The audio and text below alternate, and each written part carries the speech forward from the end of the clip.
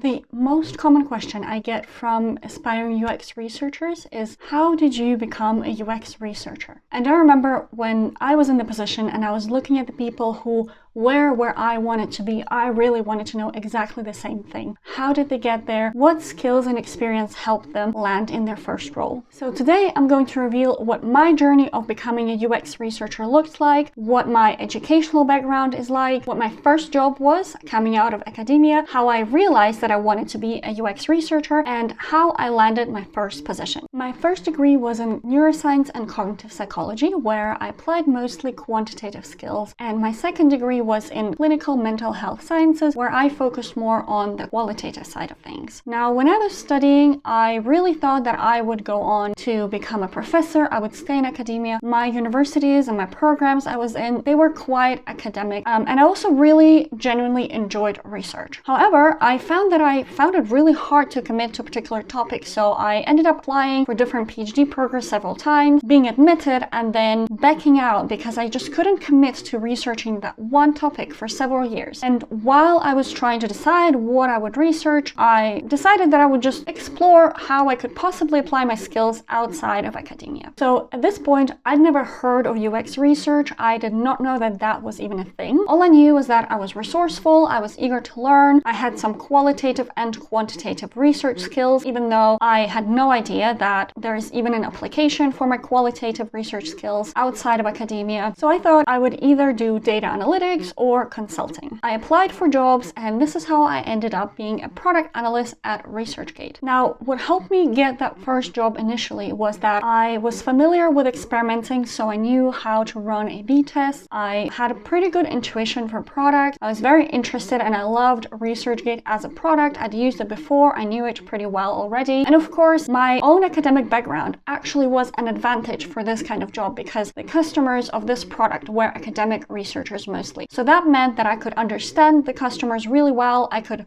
envision their day-to-day. I could understand their struggles and motivation. While my main tasks as an analyst included writing SQL queries, setting up dashboards for tracking, and running A/B tests, I also did user research. Although, of course, at the time, I had no idea that's what it was called. So some of my tasks included designing and running surveys, running interviews, and running some low-level usability tests on specific features like search or sharing. Over time, I realized that I enjoyed these kinds of tasks so much more than most of the main tasks I had to do as an analyst. Although I still loved A/B testing everything I could get my hands on, the interviews, surveys, and usability tests were the things I really enjoyed. Again, I had no idea that I could potentially be doing this full-time. All I knew was that being a product analyst full-time was not entirely fulfilling for me, and after 2 years at ResearchGate, I decided to leave ResearchGate and take a 1-year-long career break. It was during my career break when I was browsing jobs on LinkedIn that I came across a role titled Lead UX Researcher, and when I read the job description, I knew immediately this was it. Everything I loved about my previous job was actually a whole separate job